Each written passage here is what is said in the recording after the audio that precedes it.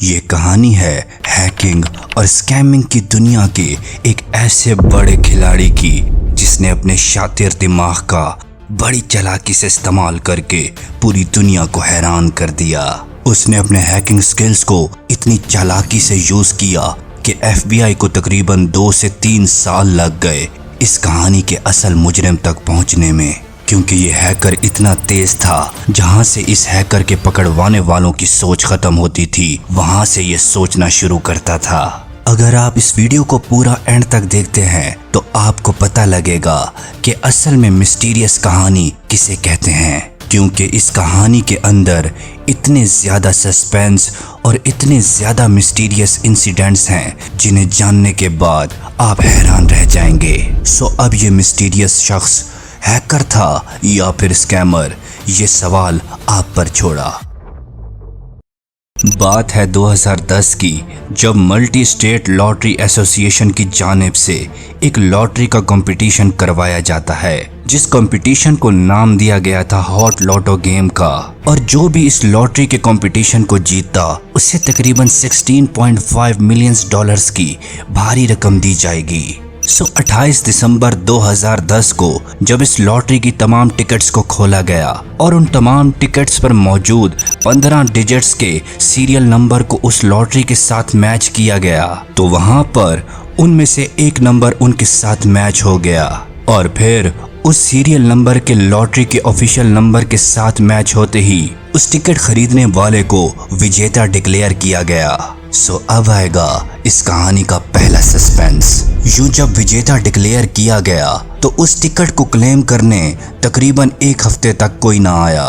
यूं देखते देखते 1 हफ्ता 1 महीने में बदलने लगा और फिर महीना 1 साल में बदल गया था। अब तकरीबन 1 साल गुजर चुका था और इस लॉटरी टिकट को क्लेम करने अब तक कोई नहीं आया था। सो यहाँ पर इस बात ने लॉटरी ऑफिशियल्स को हैरान करके रख दिया था कि आखिर $16.5 मिलियन, जो कि इतनी बड़ी रकम है, उसको जीतने वाला अब तक इस टिकट को क्लेम करने आखिर क्यों नहीं आया। तो यहाँ लॉटरी ऑफिशियल्स के दिमाग में बहुत सारे सवाल पैदा होने लगे कि कहीं टिकट क्लेम करने वाला खुदकशी तो ना कर बैठा, या फिर उसने अपनी टीवी पर इस टिकट के विनर के अनाउंसमेंट को देखा ही ना हो और यूं से ये अनाउंसमेंट मिस हो गई हो। इस तरह के बहुत सारे सवाल उस वक्त लॉटरी ऑफिशियल्स के दिमाग में चल रहे थे। सो यहाँ पर उन्होंने एक रूल बनाया हुआ था कि अगर 1 साल तक कोई इस टिकट को क्लेम करने ना आया तो वो इस लॉटरी को कैंसिल कर देंगे। और अब तकरीबन 11 महीने गुजर चुके थे, मगर अब तक कोई भी इस लॉटरी को क्लेम करने के लिए ना आ सका।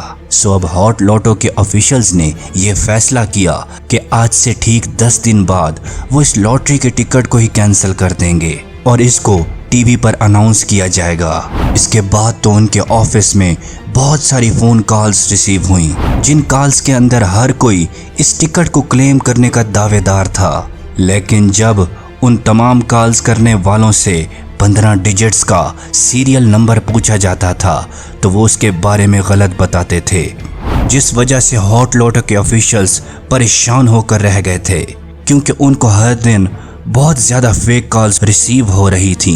सो अभी उस लॉटरी के कैंसिल होने में से कुछ ही दिन बाकी रह गए थे तो उनको एक कॉल रिसीव हुई। यहाँ उनको कॉल करने वाला अपना नाम फिलिप जॉनस्टन बताता है और वो ये बताता है कि वो एक कैनेडियन लॉयर है और वो 15 डिजिट्स का सीरियल नंबर बिल्कुल एग्जैक्ट और बिल्कुल सही बताता है। तो इसके बाद लॉटरी ऑफिशियल्स उसे डबल चेक करने के लिए एक और सवाल पूछते हैं कि जब वो टिकट खरीदने आया था तो उसने कौन सा ड्रेस पहना हुआ था। सो यहाँ पर फिलिप जॉनस्टन की आवाज लड़खड़ाने लगती है और वो लॉटरी ऑफिशियल्स को बताता है कि वो ग्रे कलर का स्पोर्ट्स कोट पहनकर आया था। मगर यहाँ पर लॉटरी ऑफिशियल्स को मिलता है एक ऐसा सस्पेंस जिसे जानने के बाद वो शॉक होकर रह जाते हैं। हुआ कुछ यूं था कि जब फिलिप जॉनस्टन अपना ड्रेस बताता है तो लॉटरी ऑफिशियल्स CCTV कैमरास की रिकॉर्डिंग्स देखते हैं, जिसके अंदर लॉटरी टिकट खरीदने वाले शख्स का ड्रेस बिल्कुल ही मुख्तलिफ ड्रेस था। जो कि फिलिप जॉनस्टन ने बताया था वो ड्रेस उससे बिल्कुल मैच नहीं कर रहा था, क्योंकि CCTV कैमरास में जिस शख्स की रिकॉर्डिंग थी उसने अपने सर के ऊपर ब्लैक हुडी पहनी हुई थी और ब्लैक मास्क से अपना चेहरा छुपाया हुआ था और वाइट कलर का ट्राउजर पहना हुआ था। सो अब ऑफिशियल्स जब फिलिप जॉनस्टन से ये पूछते हैं कि वो जो हुलिया बता रहा है ये तो उस शख्स से बिल्कुल ही डिफरेंट है जिसकी रिकॉर्डिंग उनके पास मौजूद है।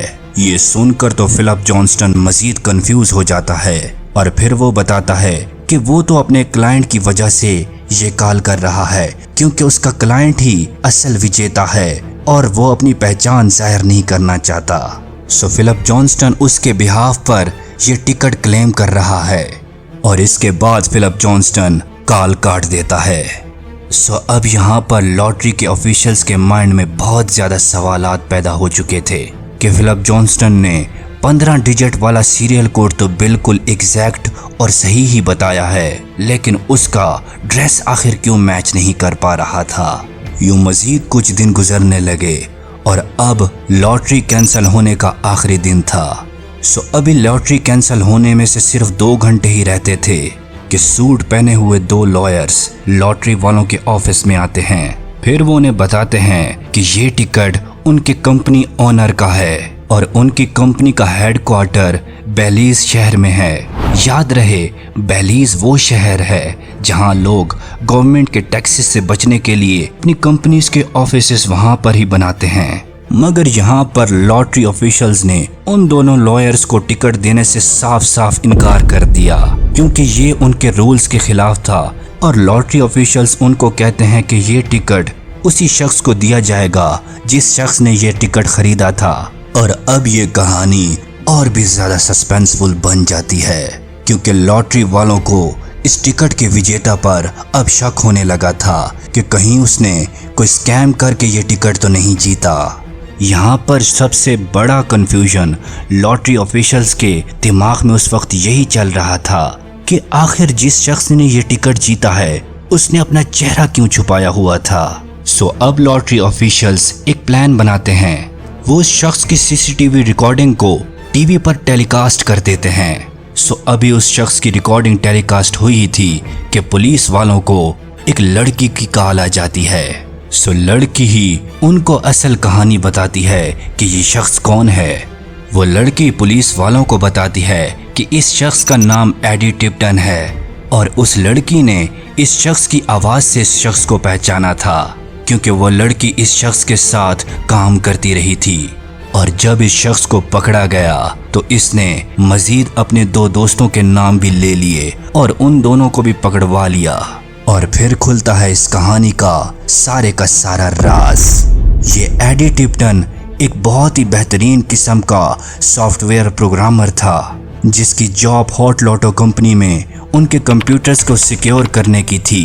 यानी ये एडी टिप्टन सिक्योरिटी ऑपरेटर था जो कि हॉट लॉटो कंपनी की हर मशीन की देखभाल करता था।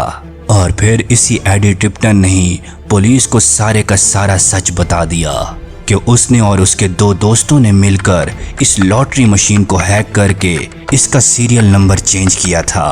और यहाँ सबसे बड़ा सवाल ये था कि आखिर इस शख्स ने उस मशीन को हैक कैसे किया, क्योंकि 24 घंटे लगातार उस मशीन के ऊपर सीसीटीवी कैमरे रहते थे और ना ही उस मशीन का किसी बैरूनी डिवाइस से कोई ताल्लुक था और ना ही वो मशीन किसी इंटरनेट या वाईफाई कनेक्शन से कनेक्टेड थी। बस इन्हीं सवालात की वजह से यहाँ पर मजीद सस्पेंस पैदा होता है कि आखिर इस शख्स ने इतनी सिक्योर मशीन को हैक कैसे किया। तो एडी टिप्टन ही इसी सवाल का जवाब पुलिस वालों को बताता है कि उसने सबसे पहले सीसीटीवी कैमरास को हैक किया जिनका ताल्लुक डायरेक्ट कंट्रोल रूम से था। सो जैसे ही सीसीटीवी कैमरास का कांटेक्ट उस कंट्रोल रूम से कटा तो उसने मौके का फ़ायदा उठाते हुए उस मशीन के अंदर यूएसबी लगाकर एक मालवेयर इंस्टॉल कर दिया और उसी मालवेयर ने ही ये सारे का सारा काम किया। और यूं उस मालवेयर ने ही सीरियल नंबर को चेंज किया था और वही सीरियल नंबर उस मशीन के अंदर पुट किया जो कि टिप्टन के टिकट का था। और वो टिकट जैसे ही आपस में मैच हुए तो टिप्टन को विनर डिक्लेयर कर दिया गया था। सो यहाँ पर एडी टिप्टन ने बड़ी चालाकी के साथ अपने स्कैमिंग माइंड और हैकिंग स्किल्स को यूज़ किया था।